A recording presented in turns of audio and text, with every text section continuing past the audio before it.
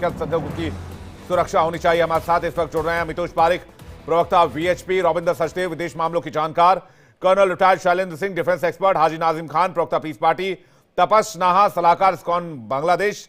पूरा पैनल हमारे साथ इस वक्त जुड़ा हुआ है। आप सभी का बहुत बहुत स्वागत आज की डिबेट में। सबसे पहले मैं रॉबिन सर आपसे शुरुआत करेंगे।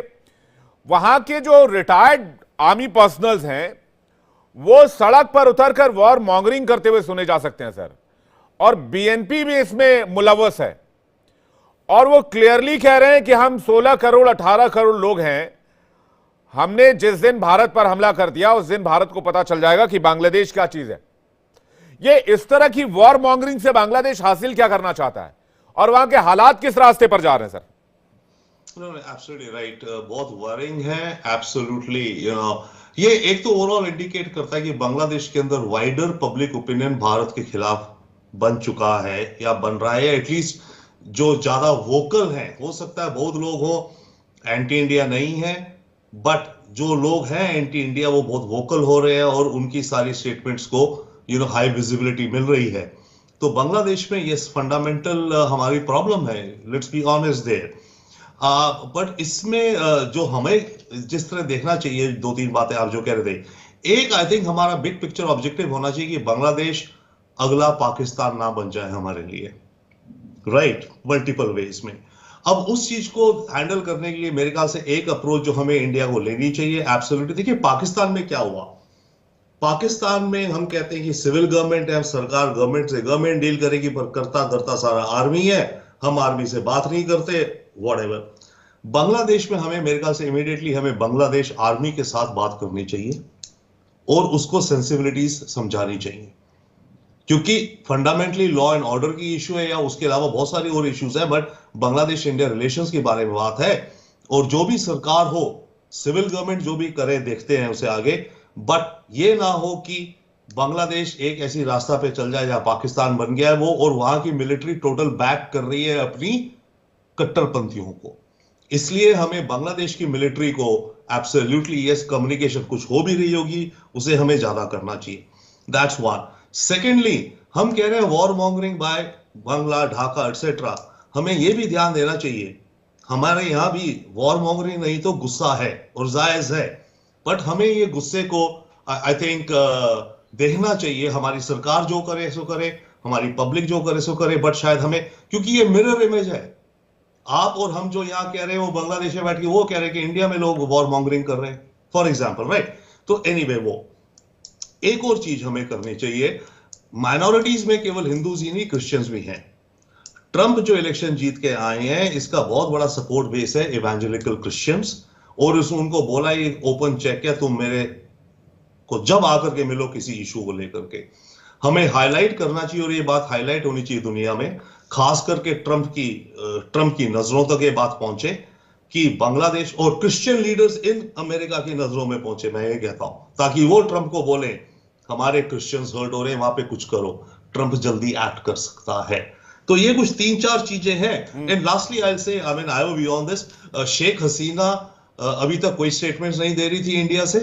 अभी उन्होंने 10 दिन पहले या हफ्ता भर पहले एक स्टेटमेंट दी है। आई डोंट नो, या तो ऑफ कोर्स उन्होंने स्टेटमेंट बिना हमारी गवर्नमेंट की नॉलेज के नहीं दी होगी, तो क्योंकि बांग्लादेश में जो एंटी इंडिया ओपिनियन बहुत सारा है वो इस कारण है क्योंकि हम शेख हसीना को सपोर्ट करते थे और करते हैं। तो ये फैक्टर्स हैं, और देखिए आगे क्या चलता है। Will come back to next questions. लेकिन रॉबिन सर, ऐसा तो नहीं हो सकता ना कि हम हर बात पर अमेरिका के ऊपर डिपेंड हो। अगर एक नेचुरल थ्रेट स्टार्ट हो रहा है या फिर पनपता हुआ हम देख रहे हैं, तो हम उसको न्यूट्रलाइज करें या फिर? श्योर, मैं उसको छोटा सा पॉइंट कह रहा था। देखिए हमारी स्ट्रैटेजी मल्टी डायमेंशनल होनी पड़ेगी, मल्टीपल, हमें मल्टीपल चीजें करनी है, कोई एक सिल्वर बुलेट नहीं है इसके लिए, राइट। तो वो जो अमेरिका वाला एंगल है, जो क्रिश्चियनिटी वाला एंगल है, वो में एक छोटा सा फुटनोट कि आपको अपने अपने पास अलग अलग टाइप के वेपन्स रखने हैं मेरे ख्याल से इस्तेमाल करने को। मल्टीपल चैनल से प्रेशर बनाने की बात आप कह रहे हैं। मैं इस पर कर्नल रिटायर्ड शैलेंद्र सिंह हमारे साथ जुड़े हुए, उनका टेक जानना चाहूंगा। आपकी क्या राय है सर, क्या करें बांग्लादेश में जो ये हेट मॉन्गरिंग चल रही है, और स्पेशली वहां पर इंडियंस को लेकर, इंडियन आर्मी को लेकर, भारत को लेकर? मतलब इन कट्टरपंथी ताकतों के दिमाग में पता नहीं कौन सा फितूर चढ़ा है, ये इंडियन आर्मी से दो दो हाथ करने की बात कर रहे हैं, वो भी खुलेआम बीच सड़क पर। जय हिंद, नमस्कार। देखिए, मेरा एक अलग तरीके का इवैल्यूएशन है, नॉट फ्रॉम अ फौजी पॉइंट ऑफ व्यू, बिकॉज हर चीज का इलाज फौज के पास नहीं होता। मुझे लगता है गवर्नमेंट, जो फॉरेन सेक्रेटरी इस बार बांग्लादेश भेजे गए हैं, वो इन्हीं चीजों के ऊपर, जो अपने पिछले 5 अगस्त से अब तक प्रोसीडिंग्स हम देख चुके हैं, anti India point of view से जिस तरीके से एक सेंटीमेंट वहां उठता चला जा रहा है, ये मैं बड़ी जिम्मेदारी से कहता हूं कि शायद मेरी गवर्नमेंट इसे बांग्लादेश को ब्लेम नहीं करती। वो बांग्लादेश के पीछे जो डीप स्टेट काम कर रहा है, आईएसआई काम कर रहा है, चाइना काम कर रहा है, हमें बांग्लादेश को उससे बचाना है। ये मेरे को लगता है गवर्नमेंट का सोच रहा होगा, क्योंकि ये एक ऐसी नॉन टॉलरेंट गवर्नमेंट है जो छोटी सी भी बात को नजरअंदाज नहीं करती। यहाँ तो हिंदुओं पर अटैक है, हिंदुओं से रिलेटेड आपको मालूम है कि जिस तरीके से एक स्पेशल एक्ट लाया गया था कि कहीं भी दुनिया में अगर हिंदू परेशान होते हैं तो हम उन्हें अपनी सिटीजनशिप देंगे। ये इस गवर्नमेंट का रिजॉल्व है कि किसी भी तरह की कोई भी टॉलरेंस नहीं होगी कि अगर हिंदूज के साथ किसी भी तरह का दुर्व्यवहार हो या उनका मारपीट हो या उन्हें निकालने की कोशिश हो। अब बात आती है कि हुआ क्या है। हुआ ये है कि गवर्नमेंट ने अब, क्योंकि सिर से पानी ऊपर निकलने वाला है, इस वजह से गवर्नमेंट ने अब एक ऑफिशियल स्टैंड के तौर पर अपने फॉरेन सेक्रेटरी को वहां भेजा है, जो वहां जाकर गवर्नमेंट टू गवर्नमेंट स्टैंड क्या है उस पर बात करेगा। वो अपने कंसर्न्स हम उनको बताएंगे और उनका जो ऑफिशियल स्टैंड उसके ऊपर एज अ रिप्लाई मिलेगा, उसके बेसिस पर हमारे रिलेशंस होंगे। क्योंकि उनके जो फॉरेन सलाहकार हैं, उन्होंने क्या कहा है कि हमें इंडिया को ये मानना पड़ेगा कि हमारी ये जो रिलेशन है नई दिशा में है।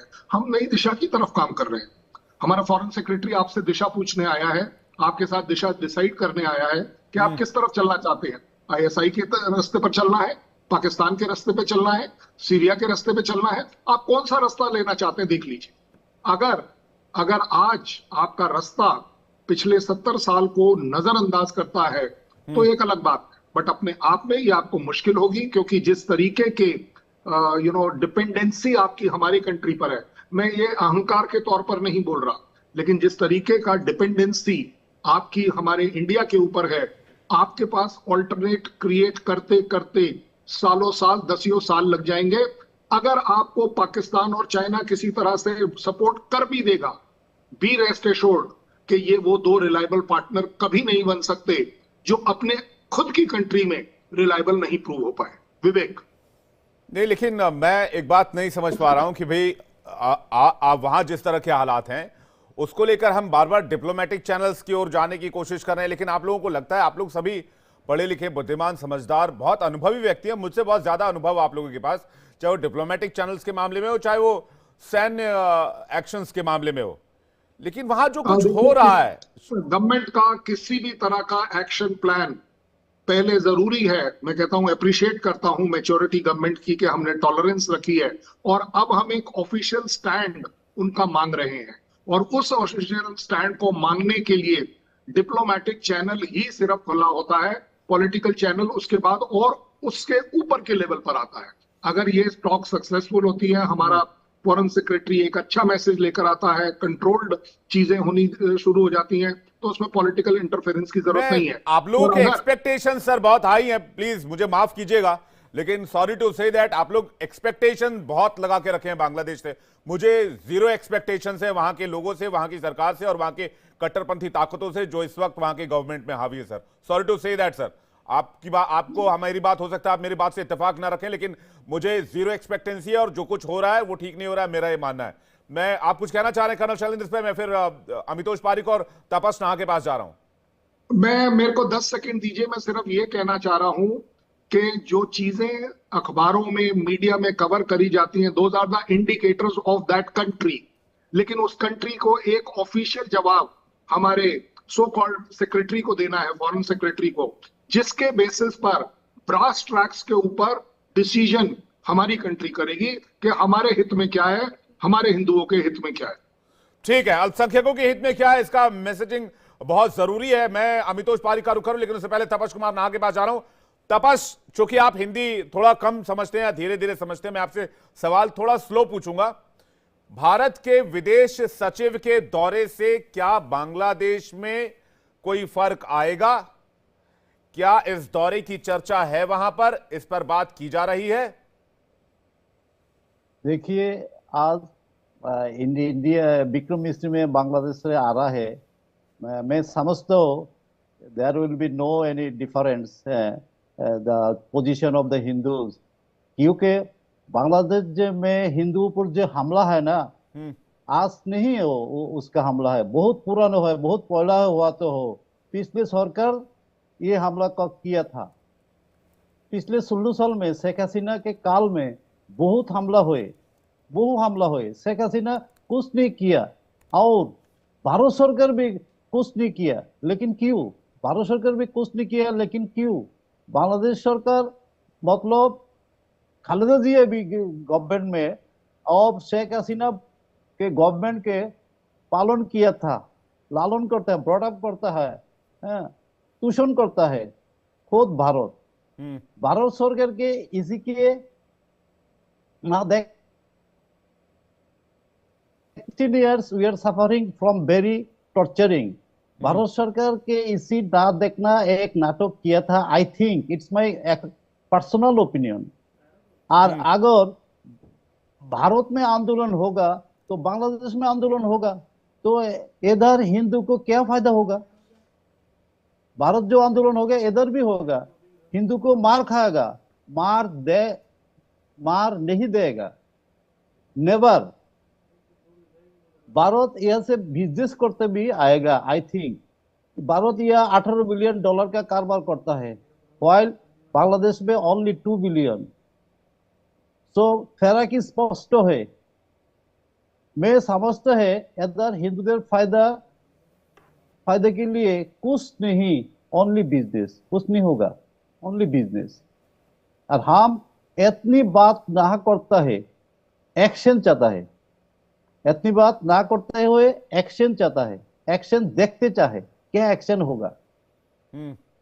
लास्ट 3 टर्म्स इलेक्शन में, बांग्लादेश पार्लियामेंट इलेक्शन में वोटरलेस, कोई वोटर गया था नहीं गया था पोल में, इलेक्शन सेंटर में। लेकिन भारत सरकार शेख हसीना को स्वीकार किया और शेख हसीना को दिया सपोर्ट क्यों दिया? अत्याचार भी हो रहा है हिंदू के ऊपर, हिंदू के ऊपर अत्याचार हो रहा है। आप ये कह रहे हैं कि 1971 से शुरू हो गया था, अब जाकर ये खुलकर सामने आ गया है, तो चीजें एक्सपोज हो रही हैं। कन्वर्जन और बाकी चीजें शुरू से ही जारी थी बांग्लादेश में। मैं अमितोष पारिक के पास जा रहा हूं, उसके बाद में नाजिम खान आपके पास आऊंगा। अमितोष, क्यों नहीं बांग्लादेश का हुक्का पानी बंद किया जाना चाहिए? विवेक, निरंतर रूप से बांग्लादेश का विषय आपके माध्यम से बड़ी जोरों तरीके से उठाया जा रहा है और हमने देखे है कि उसमें निरंतर रूप से डेवलपमेंट भी है। चाहे वो पहले भारत की पॉलिसी की बात हो, चाहे वहां पे एट्रोसिटीज की बात हो, चाहे वहां पे इंटरनेशनल रिलेशंस की बात हो, चाहे भारत में हो रहे संगठन द्वारा किसी तरीके से संगठनात्मक आंदोलन हो। लेकिन आप देखिए कि आज कंडीशन वहां आ गई कि धीरे धीरे आज बांग्लादेश के हिंदुओं की वहां से उठती हुई आवाज और यहाँ से बढ़ता हुआ विरोध भारत सरकार को इस पोजीशन पे लेकर आया है कि वो वहां पर अपने हाई कमीशन को भेज रहा है। लेकिन आप देखिए कि बांग्लादेश के जो विषय आज हम छेड़ रहे हैं विवेक, ये बांग्लादेश का विषय आज का नहीं है कि वहां पे एट्रोसिटीज ऑफ हिंदू हुई है। ऐसे निरंतर रूप से आपके साथ जब भी डिबेट करी, मैंने उन वायलेंस के ऊपर में टच करने का प्रयास किया जब कांग्रेस टेन्योर इस भारत में हुआ करता था और बांग्लादेश के हिंदू प्रताड़ित हुआ करते थे, या पाकिस्तान के, अफगानिस्तान के। लेकिन एक भी हाई कमीशन वहां नहीं भेजा जाता था, किसी तरह से कोई इंटरनेशनल कॉल नहीं करी जाती थी। जब बांग्लादेश 1971 लिबरेशन वॉर में Indian army supported by government of India involve होता है, तब 2 चीजों पे उनको वहां पे सपोर्ट किया जाता है। एक होता है नेशनलिज्म, एक होता है सेक्युलरिज्म। लेकिन जैसे ही बांग्लादेश बनता है 1971 के लिबरेशन वॉर के बाद, वहां पे 6 साल के अंतर्गत वहां पे चेंज किया जाता है और सेक्युलरिज्म हटा के Islam as a state of religion ले लिया जाता है। और उसके बाद से atrocities against Hindus, ethnic minorities start हो जाती है और वो निरंतर रूप से चलती है। तो आज ही समझते कि 8th अमेंडमेंट के बाद जो सेक्युलरिज्म, वहां का जो हिंदू है विवेक, वो प्रताड़ित किसी जॉब से नहीं है, वहां का हिंदू प्रताड़ित किसी बेरोजगारी से नहीं है, वहां का हिंदू प्रताड़ित किसी महंगाई से नहीं है, वहां का हिंदू प्रताड़ित किसी डिस्क्रिमिनेशन से नहीं है। वो हिंदू है इसलिए प्रताड़ित है। मुझे लगता है हम लोग को हाई कमीशन गया है, डिप्लोमेटिक टर्म है, डिप्लोमेसी की तरह से उसको डील करा जाएगा। आवश्यकता पड़ेगी तो जो डिसीजन भारत सरकार लेगी पूरा भारत उनके साथ खड़ा होगा। जी चलिए, डिप्लोमेटिक चैनल्स पर आप भी थोड़ा विश्वास जता रहे हैं। आप लोगों की उम्मीद पर मेरी भी उम्मीद टिकी हुई है। आप लोग इतना उम्मीद कर रहे हैं तो लेकिन नाजिम खान के पास जा रहे हैं। नाजिम खान जी, 1971 में 20% हिंदू थे जब बांग्लादेश को लिबरेट कराया गया पाकिस्तान से। आज 7% बचे। ये किस तरह की मानसिकता है कि साथ में रहने नहीं देना चाहते, साथ में वो अपना धर्म फॉलो नहीं कर सकते, साथ में वो रह नहीं सकते, खा पी नहीं सकते, साथ में पूजा पाठ नहीं कर सकते? हाँ विवेक भाई, मेरी आवाज आप तक पहुंच रही है? बिल्कुल पहुंच रही है। हाँ विवेक भाई, देखिए बहुत देर कर दी जाते जाते सनम। अगर शायद पहले आ जाते तो हो सकता था कि आज बांग्लादेश का रूप ही कुछ और होता। देखिए, मैंने ये इसलिए कहा कि आज जिस तरीके से हमारे फॉरेन सेक्रेटरी जिस तरीके से वहां पर गए बांग्लादेश के अंदर, तो भाई पहले भी जा सकते थे। और देखिए विवेक भाई, जिस तरीके से यहाँ पर ये बार बार ये बात कही जा रही है कि देखिए हम वहाँ जो पानी के ये जो सप्लाई है, अगर हम इनको बंद कर दें या हम उनसे व्यापार का रिश्ता तोड़ दें, देखिए असल मकसद ये नहीं है कि अगर आज आप इनसे व्यापार तोड़ेंगे या आप ये कहेंगे कि भाई हम इनको जमीन पे ला देंगे, मकसद ये नहीं है। क्योंकि भारत की आर्मी स्ट्रांग है और देखिए हम अपनी आर्मी पे फख्र महसूस करते। और जिस दिन भारत सरकार चाहे तो बांग्लादेश, पाकिस्तान, अफगानिस्तान तीनों को जब मर्जी भारत के अंदर मिला सकती है, अखंड भारत बना सकती है। लेकिन आखिर क्या वजह है कि हमारे हिंदू भाई इतने पीड़ित होने के बाद भी भारत सरकार का कोई स्टैंड मतलब आप ये अभी कह तक रहे हैं क्लियर नहीं हुआ? कि वहां की कट्टरपंथी ताकतें, यहाँ की कट्टरपंथी ताकतें दोनों एक साथ मिल जाए, उसके बाद दोनों मिलकर उत्पात मचाए? नहीं विवेक भाई, देखिए मैंने तो अखंड भारत की बात करी है। और देखिए अखंड भारत का ख्वाब हाजी नाजिम ने, विवेक भाई आप भी देखते हैं कि अखंड भारत देखिए जैसा पहला था उसी तरीके से हमारा अखंड भारत हो जाए। क्योंकि देखिए अखंड भारत की एक खूबसूरती थी जहां सब मिलजुल कर एक साथ रहा करते थे। और आज जिस तरीके से बांग्लादेश में हमारे हिंदू भाई पीड़ित हो रहे हैं, तो देखिए हम लोग बड़ी जिम्मेदारी के साथ कहते हैं कि भारत सरकार से कि आप हिंदू भाइयों को जो पीड़ित हैं उनकी सुरक्षा कीजिए। हम लोग आपके साथ हैं, क्योंकि जब देश हित का मामला होता है तो हम देश के साथ खड़े हुए, सरकार किसी की भी हो। लेकिन देश हित का मुद्दा जब होता है तो हम लोग आप अखंड भारत बनाना चाहते हैं, वहां हिंदुओं को मारा पीटा जा रहा है, आप ये कह रहे हैं कि अखंड भारत बना दो।